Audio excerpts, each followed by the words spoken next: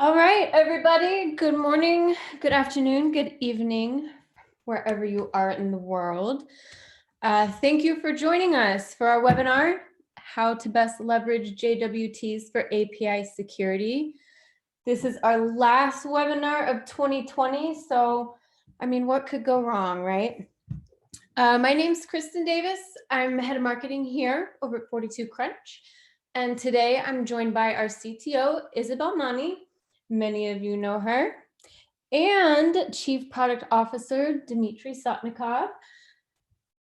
Before we get started, a few quick items. Everyone's going to be muted, so there's no disruption.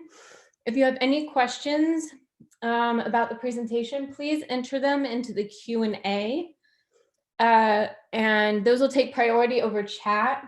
So Q&A for questions on the presentation, chat if you're having technical problems and need my help. At the end of the presentation, we'll answer as many questions as we can get to. Those that we don't answer, we'll do a follow-up blog. And do not worry, this session is being recorded. I'll send out a follow-up email along with all related materials, slide deck, any data sheets. And today we are going to be playing a game called Kahoot. Dmitry, if you could switch to the next slide. So I don't know if you guys are familiar with this. It'll be done online. You just go to kahoot.it and you'll enter a game pin. So when Isabel starts the game at the end of the presentation, a pin will show up on the screen. You just plug it in, hit enter, and we'll start the game. It's multiple choice questions. If you could go to the next screen, Dmitry. Thank you. It's multiple choice questions, and it's about being right, but also being fast. So the faster you answer, the more points you'll get. And if you want to get set up now, that would be great. We could get started faster at the end. Any cool nicknames? Brownie points for me. And if you have any questions about getting set up, put it in the chat and I'll help you out. But it is pretty easy. And the winner of the game will get a super cool nano leaf. I'll coordinate with you after the webinar and get that shipped out to you as soon as I can. So I think that covers it for me. I'll pass this on over to you, Dmitry, and I hope you all enjoy the presentation. Sounds good. Thank you, Christine. Let's get started.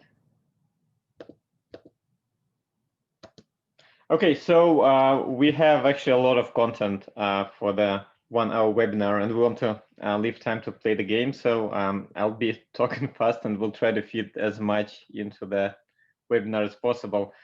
I'll start with a quick introduction to JWT. There's a lot that can be told about JWT, so it will be kind of high level, but I'll try to at least give you all the background information that's needed to understand the demo. We'll talk again a little bit about what Food2Crunch does and what the product is, but again, most of the presentation will be about the actual attacks and how to mitigate them. And we'll split that between myself and Isabel. I will be sort of doing the slides and explaining, and then Isabel will be doing the actual demos of how Food2Crunch technology can work to mitigate each of those attacks. So let's get started. So first of all, why JWT is important and why tokens are important. So again, this is not a presentation on auth, but it's sort of important to understand at least the basic code flow for auth. So we have, let's say you're a user, and user has some sort of a client application, like a mobile application or something, and probably an identity, some sort of username and password somewhere, maybe with the same vendor or different vendor, like maybe they are logging in with Google or Facebook. And then there's some sort of your actual API resource. And all of these need to coordinate somehow, right? So the user goes to that client application, web app or mobile app, and logs in through that mobile application. So mobile application or web application needs to go to some sort of identity provider, and then user gets authenticated with that identity provider. right? So at that point, the identity provider needs to tell the client app, yeah, that user authenticated, and then the user that client app can exchange that information, that code, telling that yes, the user has authenticated, with information about that client app itself, and together that authorization code for the user and some secret information for the app, together the identity provider can join them sort of and give the actual token. And that token is something that the app can then use on behalf of the user to make the actual request. So tokens are important because tokens allow us to not use our username and password for each and every request to the API. And that's why tokens are such a cornerstone of all API, most of the API used today. And tokens can be anything, right? So if you look at OAuth specification, it doesn't tell you that only a particular kind of token on the JWT can be used. It can be any string. But JSON Web Tokens, JWTs, are very popular. And the reason why they are popular is that you can, JWT is JSON under the hood. So you can put the actual information about the user right into the token. And so that means that your client in that picture, the API can just look at the token, and from the token get information about the actual user and who issued the token and who the user is and different, whatever information. It can be anything in that JSON. So that prevents from extra database lookups, sort of makes the whole token coming with the request self-sufficient. That's why they're super popular. Popular in OAuth, again, you don't have to use them with OAuth, but a lot of people and systems do. In OpenAPI Connect, actually, yeah, you have to use it as the ID token. And again, you can use JWTs pretty much anywhere. Any JSON payload that you want to be protected, signed and encrypted can be JWT. And so on the API calls, the way you typically see them is if you look at that call, for example, here on the screen, you would see the header authorization bearer, and that kind of line, that would be the token. And it's sort of, you can see that it's encoded. They are base 42 URL encoded. And the important thing to understand is that encoding doesn't mean signing. It can be encoded but not signed, and encoding is not equal to encryption. So this thing can be easily decoded if it's not encrypted, and might or might not be signed. And so then if it's not, then how do you know that the token that you're getting is actually coming from that identity provider and not some random something random? And so you sign them, right? And so that's why most JWT tokens are signed by the identity provider, so you know that the token has not been tampered with and that it's coming from that identity provider. And so the signing process is very easy. First of all, you create the header. So token consists of the header and then the actual content of the token. The header has some fields telling which algorithm was used to generate, to sign that token. So you create that header. It has a predefined set of fields, and you encode it just using standard base 42 URL encoding. You get something like this. There are many parameters that could go into the header. We don't have time to go into them, but basically the algorithm and some additional fields that can be related to that algorithm of encoding or signing algorithm and the keys that are being used, etc., etc. And so anyway, you create the token, so that header you encode it. Then you create your actual payload, right? Something telling the system about the user. And you encode that as well. So now you have two parts that are encoded. That's from the header, and that's from the actual content. You put a dot between them, and then you concatenate them, and then you sign using that algorithm that you chose. You sign that, and then you encode the signature. And so you get, and again, appended with a dot. And so basically you get those kind of three sections. So whenever you see that kind of JWT token with the 2 dots and base 42 URL encoding, you can tell that it's a JWT signed token. So I can very quickly show you how that looks like in real life. So if I go to JWT.io, you can see that I can simply just paste a token here and get it decrypted. So if I go and actually quickly take the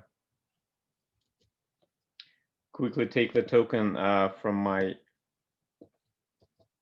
my slide deck and paste it here, you can see that here we go, right? So it's all it's not an encrypted token. You could use encrypted tokens, but most tokens are just signed token like this one, and you can easily get the content without having to provide any security. So let me go back to the slides.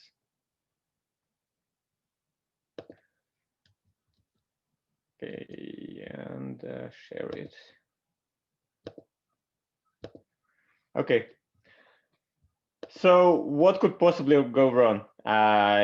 If basically the problem with JWT security in most cases is that process of just getting a token that has all the information about how it has been encrypted or how it has been signed, and who issued it, and etc. from the client, and then using it exposes you to many potential vulnerabilities. If someone sends you something that they should not be sending, or it's coming from someone else, etc. It's basically that same problem that we have with APIs of having to validate and having to have zero trust. JWT kind of goes to the opposite of zero trust. You kind of trust the token that's coming with the request, and that's what makes JWT security tricky. And that's why we're going to be talking about all the attacks that can happen when you trust something that you should not be trusting. So the promised sort of 2-minute, 1-minute introduction to FortiCrunch API security platform, so you can understand Isabel's demo later in the webinar. So FortiCrunch, where we all work here, is an API security platform created for REST API security. It has 3 components, 3 main components. It's a security audit, which you can use in the platform or in many different tools. We have popular plugins for IDEs and CI/CD pipelines, GitHub, etc., etc. That's basically static analysis for your OpenAPI files, your OpenAPI contracts, and that allow you to lock down the contract and make it very specific and make it very safe. We have a conformance scan, which is dynamic testing of your live API endpoints. And then we have firewall protection that actually protects your APIs at runtime. So, and they all work based on the contract on the OpenAPI files. Today, what you will be seeing in the demo will be mostly of, again, Isabel using OpenAPI files, OpenAPI contracts, to specify the kind of security policies that need to be applied, the kind of protections that need to be applied, and then API firewall, the protection piece, protecting the APIs. Anyway, so let's go to the attacks. Let's go to the fun part. So the first thing that sort of emerges from that whole idea of the header specifying the algorithm, what if that algorithm, what if someone tampers with that? And believe it or not, again, in JWT standard, they have a way to have no signing at all, to disable signature at all. And if your code just trusts that, then basically attacker can disable your security whatsoever, completely. So say I'm an attacker, I'm a bad guy. I got this kind of token. It tells who I am, and it tells that I'm not an admin. And I know that the backend, the API actually trusts that. And so I'm not going to get any administrative permissions. And so what I, as an attacker, can do, obviously I can change that. It's, again, like I mentioned, tokens are just encoded, base 42 URL encoded. So we can decode it, change isAdmin false to isAdmin true, and encode it again. Obviously, when I do that, the signature becomes invalid because I've tampered with the content, so the signature is no longer valid. So what do I do next? I change algorithm from this one to none, and I remove that signature whatsoever. And I'll encode it again. So believe it or not, this actually is a valid JWT token, completely valid.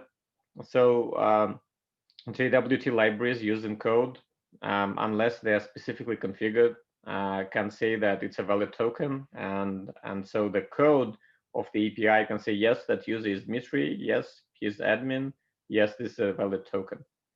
So just because the backend didn't validate that the algorithm changed, the attacker can go ahead and modify the token. A similar kind of attack would be if attacker not removes. So suppose you have protection in your code against that algorithm non-attack, but you still don't enforce a specific algorithm. There are two kinds of algorithm, symmetric and asymmetric, and both are supported by JWT standard.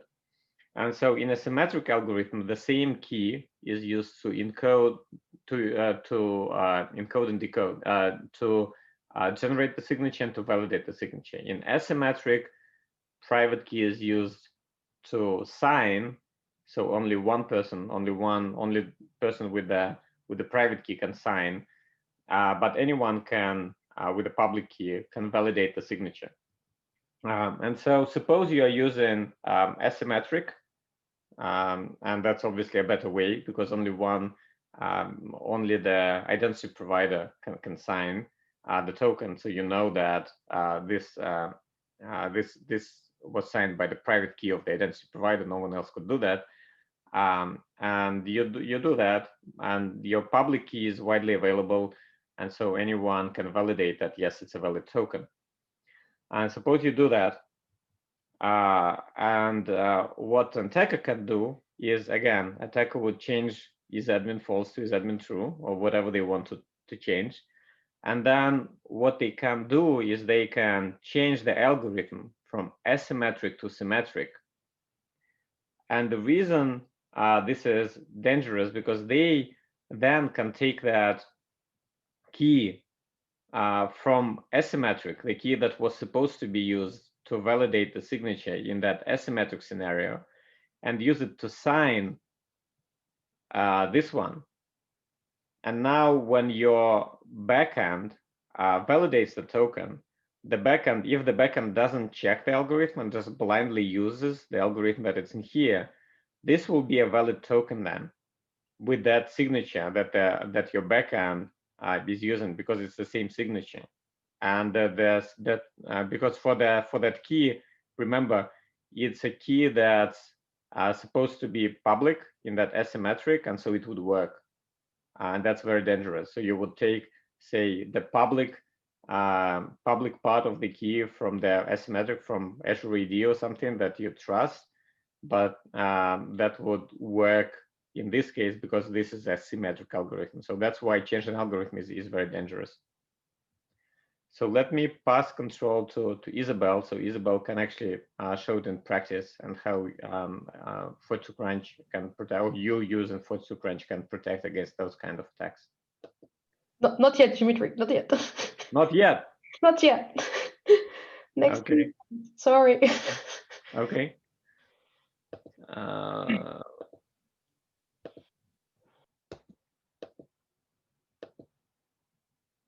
So you want me to talk about other attacks as well, and then pass it to you so you can demo all of them together? Yes.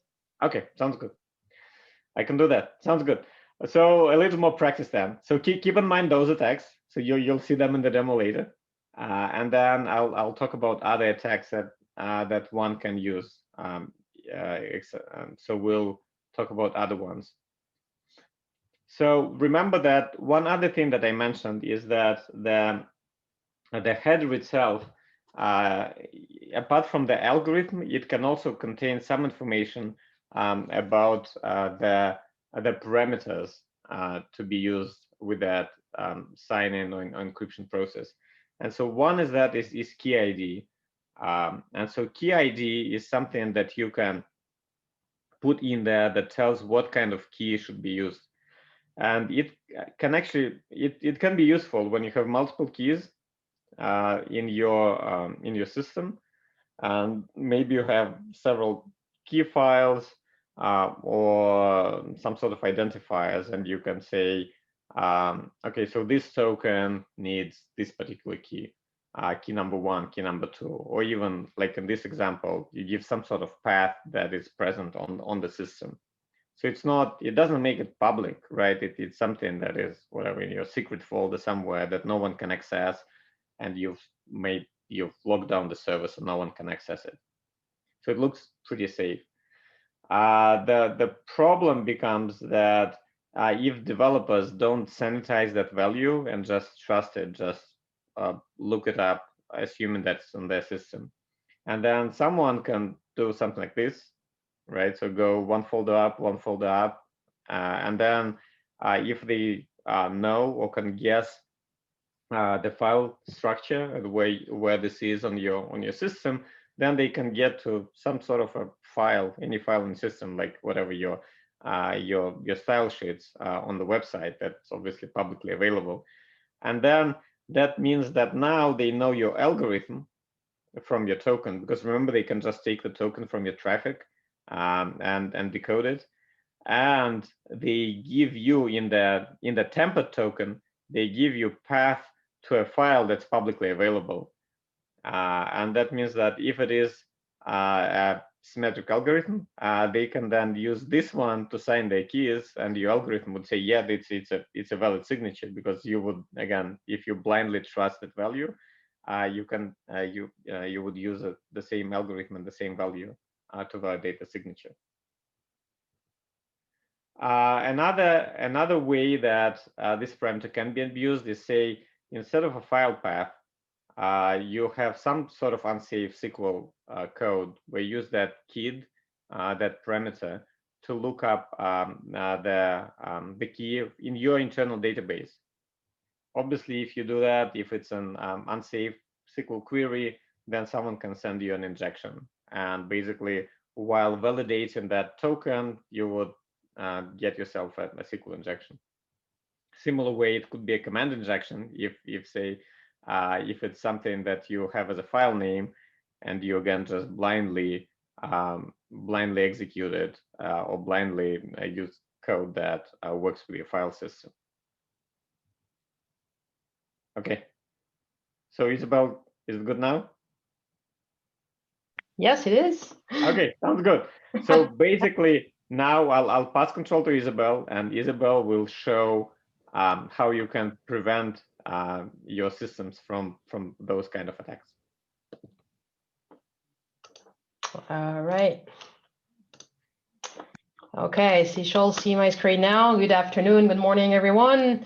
Yeah, so we're going to talk about, how do we prevent and mitigate this type of issues. And if you've been on any of our webinars before and you know what 42Crunch does, you know our philosophy is basically to know what it is that you expect and make sure that you don't let anything in that you're not expecting. And if you look at all the problems that Dimitri just described, it all comes down at the end to the same thing, which is, okay, I have decided this is my algorithm, that's what I'm going to use.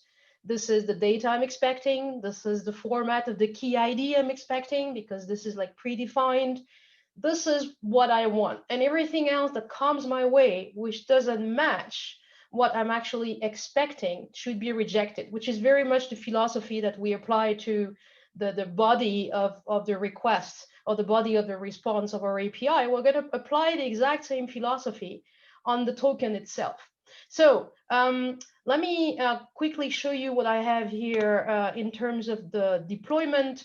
So very easy. What we have is our infamous Pixie API, which is just something to registered users. Okay, we have deployed in front of that our firewall.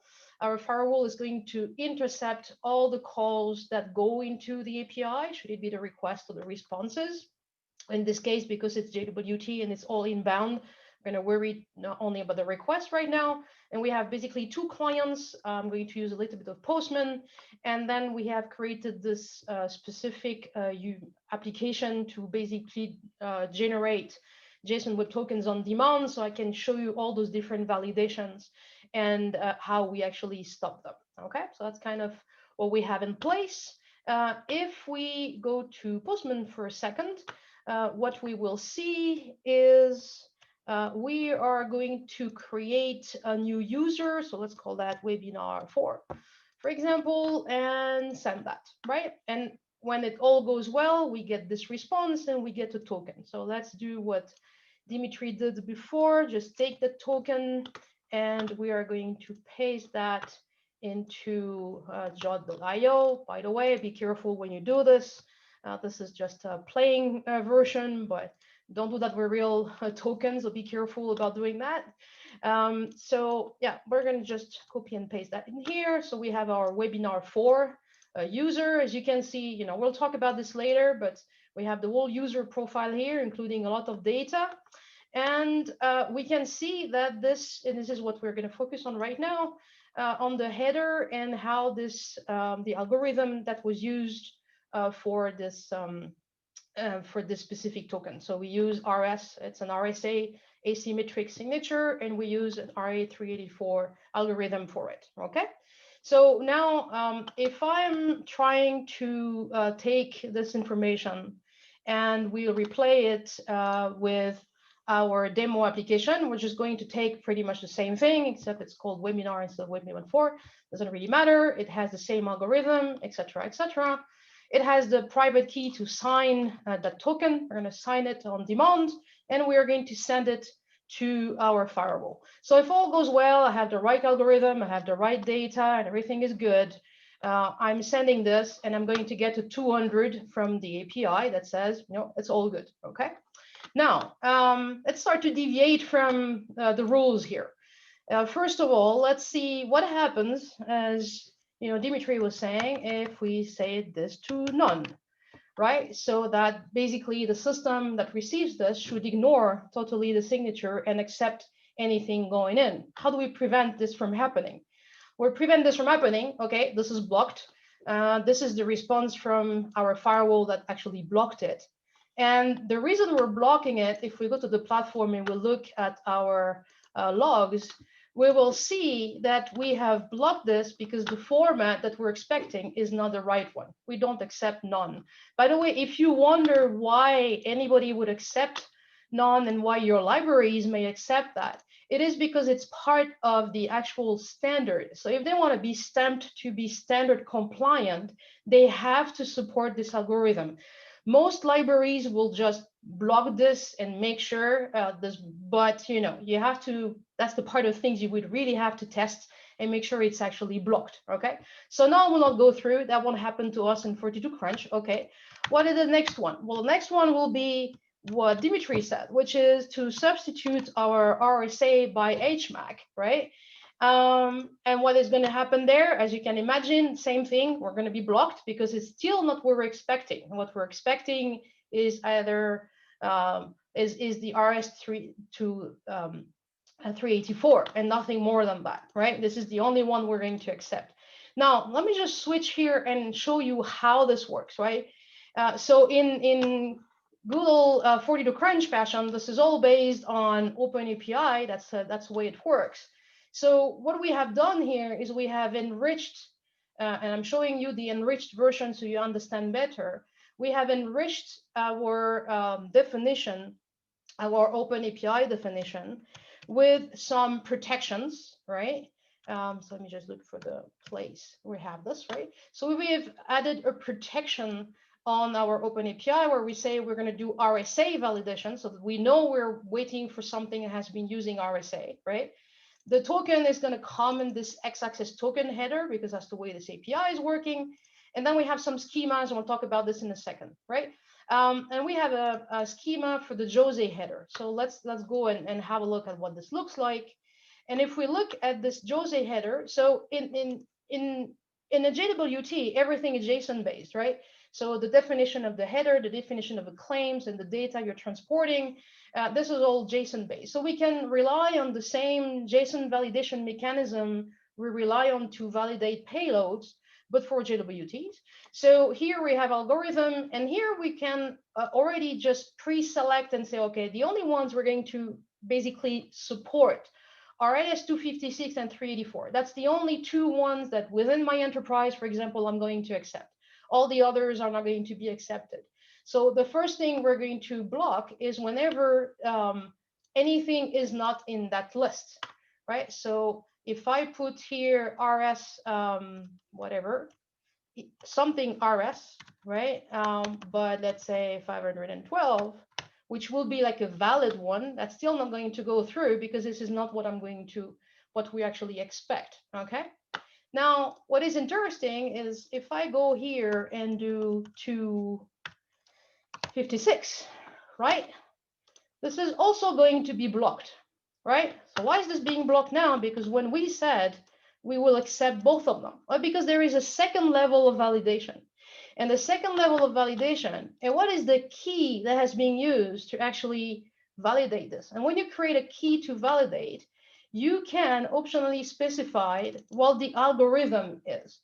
And in this case, because this is not 256, it's 384, the only thing really we're going to accept is 384. So the only way I'm going to get through here with that header is by going back to my 384, and then it will work again. Okay, so anything which is not what we have specified is going to be blocked, which is basically stopping all this kind of attacks. And the next one is about this KeyID, right? So KeyID will go in here, right? It will go in the header. Let me just copy and paste so we go faster in here, putting it in. All right. And if it's in, right? And if it's all good, again, that's going to work, right? Now, if we go back to our definition, we'll see here that we've said we can have a KeyID. It is not required, so it doesn't have to be there. But if it is there, it has a specific pattern attached to it. So it has to be a UID, which means that if I put something in here, which is anything but a UID, like just have to remove one number, right? Then it's going to be blocked. And of course, if I take one of the examples that Dimitri gave us, which is like a SQL injection attack, like this blah union, etc., right? Then also that's going to be blocked because of course, you know, and again, based on our philosophy, what we are specifying is what we expect. So anything that does not match will actually be stopped. And that's it for the part on validating the header. I'll resume the presentation so that Dimitri can talk to you about signature validation now. Oh, this is all animated. Okay. Yes, it is. Okay. Yeah. Yeah. So Isabel kind of touched upon that. So signature validations are important as well, right? So sometimes, again, when you are implementing in the libraries, a lot of libraries, believe it or not, again, they have different methods to validate the signature and to decode the token and extract information from the token. And so sometimes you would see code where developers just take the token from the call and then start getting claims from the token, like what's the username, is that what's the role, etc., and just forget to validate the signature. That especially often happens when the signature, when it's a compound token, like you sometimes get nested JWTs with a token inside of token, etc. Sometimes, again, developer code would validate at one level, but not at a different level, etc. So just be very careful in your code, or use an external mechanism like what Isabel was showing to you, a tool like FootCrunch. Let's go to the next slide. And then you can have, if you're using symmetric algorithms, there can be just brute force attacks. Again, remember that your tokens are not private, right? Whoever invokes your API has the token. So, for example, if you're using JWT between a web application, a mobile application, and your backend, attacker can route the calls through a proxy like burp, get a token, and then just decode the token and perform an offline attack. So if it's a symmetric algorithm, they will know the algorithm from the header. So they know the header, they have the signature, and they can have all the time they need in the world to try to see if they can just brute force the keyword that you're using to sign. So if you're using something simple like QWERTY or whatever, or your date of birth or something, that is very easy to try. So make sure that you're using something as your key. If you're using symmetric algorithm, something that has very low entropy, is really truly random. Okay, let's go next. Finally, a few attacks when someone is using your token not in the way that you're supposing to use it. So for example, say you have two systems that trust the same identity provider. Like how many sites out there and systems out there that trust Google or Facebook as an identity provider. So, and you have two different applications not related to each other that just both trust Google or both trust Azure AD. And so attacker, so in a normal scenario, both of these, you have users, they get authenticated with Google or Azure or someone, and then present those tokens. Attacker creates signs in with one of the application, and it's a valid token, gets the token, but then uses that token with a completely different organization, completely different application. And that different application just sees that, yes, it's a valid token signed by Azure AD or someone, and just accepts it. So obviously in that scenario, someone who is, say, an admin in one organization can now become an admin in a different organization. So that's very, very bad. And so there are different components in the header that can be used to mitigate that. So you can check the issue, you can check the subscriber, the person who is supposed to be using that, and most importantly, you can check the audience, whether the token was actually issued for you or some other system. Let's go next. A similar attack can work within the same system. So suppose you have a system maybe within, again, one organization, but different departments, different applications within the same organization, and they would obviously share the same identity provider. Again, in that case, someone getting token from one system where that person might be an admin, already got some access, can now reuse that token in different system. So that can happen when people start using the wildcards for the audience, etc., etc. So again, be as specific as possible to make sure that no one can get rights in one place, but then reuse that token in different place. Let's go next. Cool. You want to do a demo? Yeah, absolutely. So we'll get out of here. Okay, so back to demo mode. Very similar. Let me just fix my attack here. Very similar approach than the one for the validation of the header. If we go back to Visual Studio Code and we look at the definition, so we looked at the header, that's done. So next come the claim. So there's, as Dimitri was mentioning at the beginning, there's a bunch of different, pieces of information you can transport within the payload of a JWT. There's a bunch of predefined claims like the issuer, like the audience, like the subject, etc. And then you can put your own custom claims on top of that. So what we are going to allow you to do with this methodology within 42 Crunch is just to describe what it is, again, that I'm expecting and what is required. So will I accept a JSON Web token that does not have an issuer or does not have an audience, for example? So in this setup here, we have a validation of audience, of the subject, of the issuer. And here we have, as Dimitri was saying, restrict as much as possible the values that will come our way. You know, from working with customers, this list here is very restricted. Maybe you have 2 or 3 different values for an issuer and for the audience. It's not like a very long list of things. So you can specify those as enums rather than formats. So really, you know, closing down on what you will accept. So here, what we see, for example, let's do this with the issuer. It will be the same with every one of them. We have https:42crunch.com. Okay, so that's, if I go back here, this is what I have here in my issuer. Okay, first of all, let's see what happens. If I go back here, it's just yes. The issuer is meant to be mandatory. So if I don't put it, this should be blocked.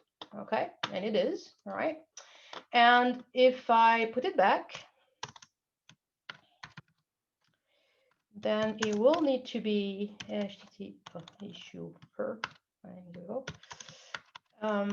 https://type.com. There you go. So if I put the proper value, then it works again. All right. But of course, if I put something different, like just removing one letter, doesn't really matter. That's going to be blocked again. Okay. So this is all about validating, and it will be the same for the issuer, for the subject, for the audience, or anything that comes as specific claims within the body. Okay. And now we'll talk about intercept and reuse. Dimitri?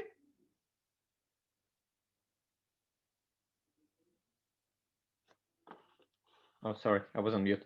Okay, so finally, as I mentioned, your tokens are on the wire, they are on the network. So someone could get a hold of your token and then try to reuse it.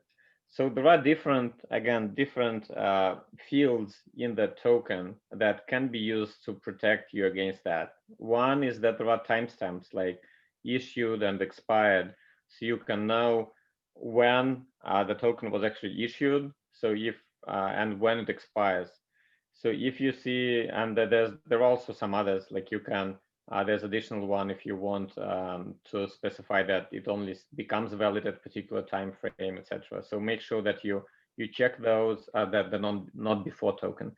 So make sure that you check those and make sure that you give short time limits, short expiration time.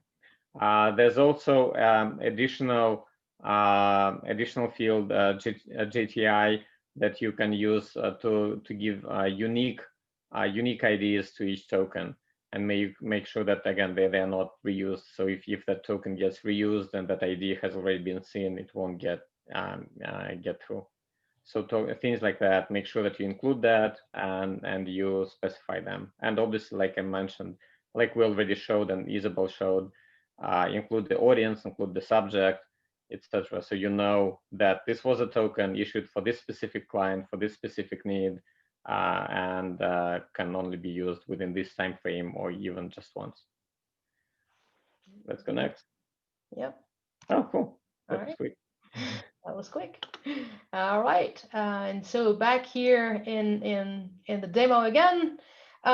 So if we look at this specific token, let me just put the .com here. We see it has issued at an expiration. Okay. Those are the ones that we are sending by default. So if I have those ticks here in this application. It generates a new IIT and expiration that kind of overrides this one, which is why if I send a request, it actually works. But if I remove these and now I leave those different timestamps, which are all timestamps from the time I generated basically this token, this is going to be blocked. As you can imagine, if I go back here in my system, I will see that that token has actually expired. There's multiple things you can work with here. There is indeed when it's been issued, you can put this drift time. So think of the window between issued out and expiration as like the window in which that token can actually be used. After expiration date, it's actually wrong, right? But on top of that, you can put a drift time, a token lifetime. So it's been issued at a certain time, and maybe you want to say it's valid for whatever, 10 seconds, right? So independently from the fact that we have not reached the expiration date, you can put that lifetime and say, okay, after 10 seconds, because this is machines to machines, there is no reason it's going to take more than 10 seconds for that token to be issued and then being used. For example, it should not be reused. So again, the key rule here is the shorter is the time for which the token is valid, the less opportunity you give to anyone to steal that and being able to reuse it for any purpose, right? So it is very critical. And of course, because it's signed, if you start fumbling with those values here, then the signature will not be right anymore, and normally it should not be accepted at all by your system. Okay, so it's all about validating time life. And finally, that's a key point, and a whole debate around that. Yeah. So the one thing that, again, please remember, that thing, it looks cryptic. It is not cryptic. That token it's not encrypted. You can use encrypted tokens, but the ones, if you see a token with just 2 dots in the middle, it's not encrypted. It's just a signed token. So anyone can decode it. Just go into JWT.io or using a local library or command line. So if you put something confidential in there, like whatever, if you decide that passing credit card numbers and social security numbers, etc., in the token is a good idea, remember, it is not. If that goes through the client application and attackers can get a hold of that application, of that token, they can get the data. Yeah.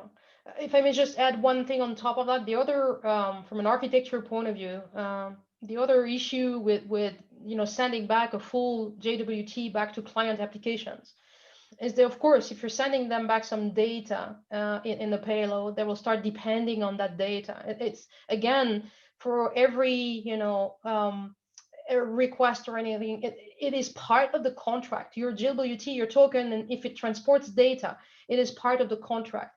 So if you're changing that token, if you're changing that data, you're basically breaking the contract.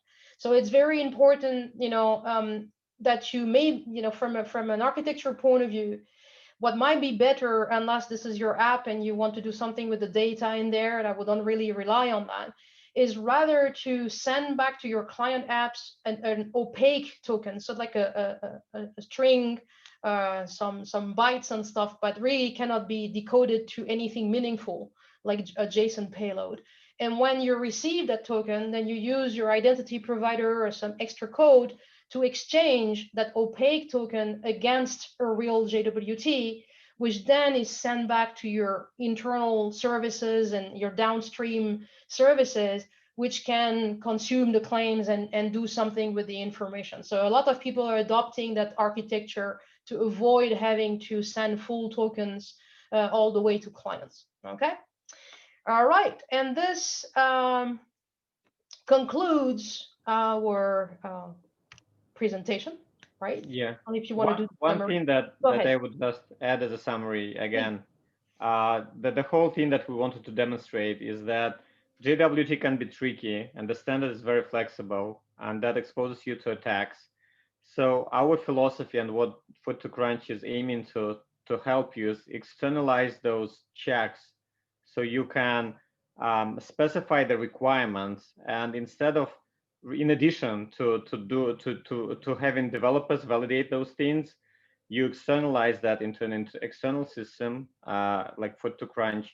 So even if a developer forgets to check for any of those attacks that we mentioned, you have that safety net of an external system that validates that. Yep. Okay. All right. So we're at the end of this. I guess we'll go straight. Do we have a few questions, first of all, Christine? Maybe we can answer one or two and do the game. We do have a few questions, but I think due to time constraint, we should go to the Kahoot game because I want to give somebody a gift. You're the 42 Crunch wants to give someone a gift, not just me. Yeah. And we'll answer the questions in a blog and send that out. Hopefully we can get to that this week. All right. Sorry. Play. Off we go.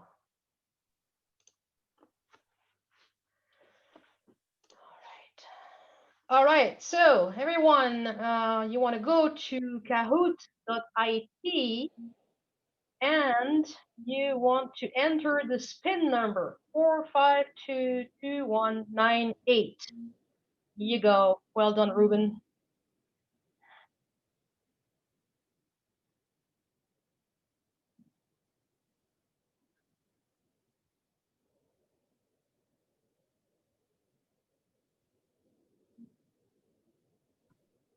Alice Bob, I like that one.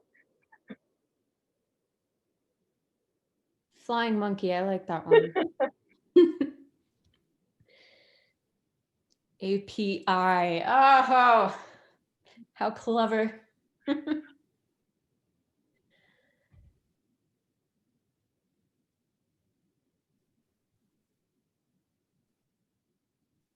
James Bond. That's good. That's good. All right. How many people do we have, Christine? 44 right now. No, I mean on the webinar.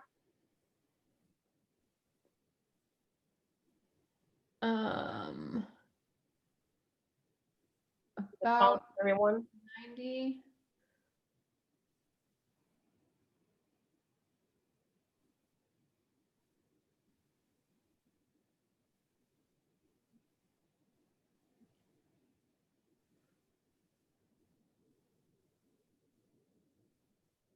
All right. Get it stabilized. No. At 50 on, 51. All right, we'll get started.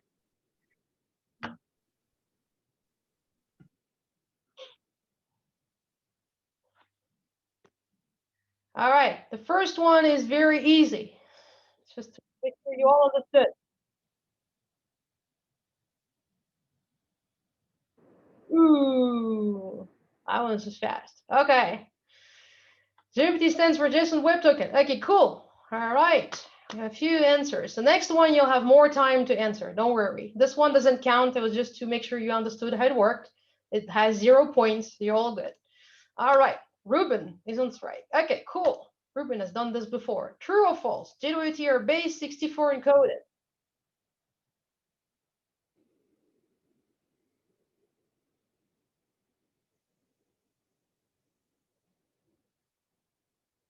All right. The answer is, Dimitri? Yes, obviously that's correct, right? They are not encrypted, they are encoded. Yep. Base 64 encoded. They are not signed by the, that's very important. Okay. Data is base 64 encoded. Next. Rubbers. Rubbers goes first for now. Very good. Next. JWTs can be think.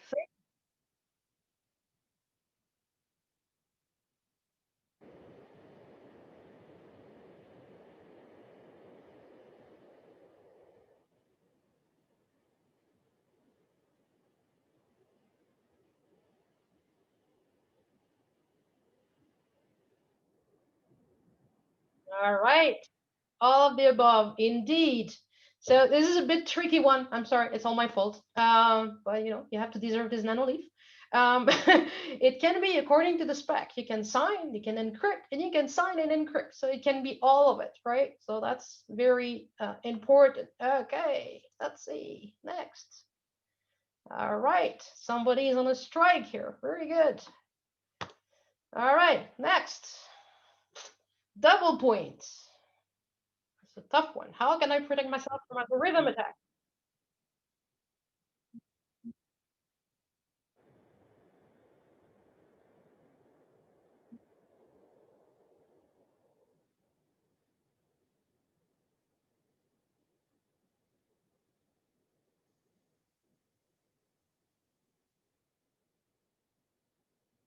That was a hard one, right? As I said, right, you need to check the header value and, so not the type, no, that type doesn't work there. But you need to check the algorithm and make sure it's the one you expect. That's what I showed in the demo, right? It's not enough to just say, check the algorithm value. You have to make sure this is the one you actually are expecting and nothing more, right? All right, next. All right. Which claims relate to mitigate token reuse? I just showed you that 2 minutes ago.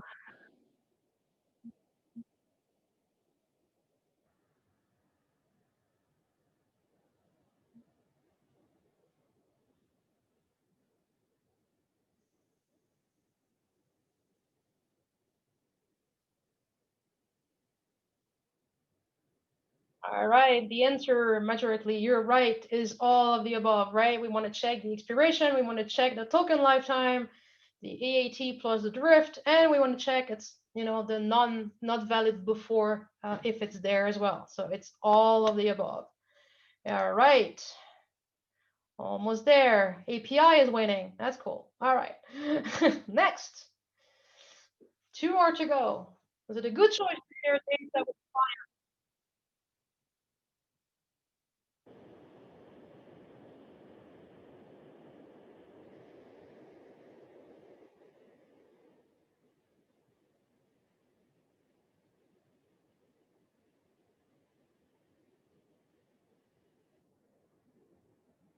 and it's indeed false, right? We just said it, you know, if you can, don't do that, you know, use an opaque string, rather keep all the data and everything to share data with downstream services, not so much with clients. All right, and everything is going to be played now. The last question.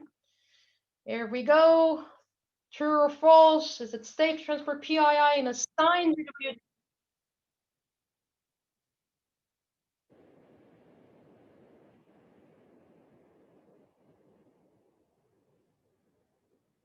And no, it's not. If it's only signed, anyone can see what's inside. Remember, it's all encoded and not encrypted, so it's in clear.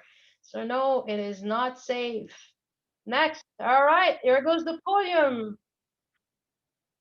Number 3, Trojan. Number 2, AE, and the winner is API. Whoever that is. Great name for winning. Runners up, Osiris and Lucho. Well done, everyone. Raise your hand, API. Whoever was API, can they please raise their hand in the webinar? Thank you. All right, that's it. I only got one hand. Thanks for being honest, guys. Great job, everyone. Great job. All right. We have 30 seconds. We'll make sure to answer all of those questions you guys had. We have all of them in writing. And thank you for participating to this last webinar. We hope the Kahoot experience was fun. Share that with us and we'll do that again if you liked it. And I wish you a great day and talk to you next time. Have a great rest of your 2020, guys. And thank you all. Happy holidays. Happy holidays, everyone. You take care. Bye-bye.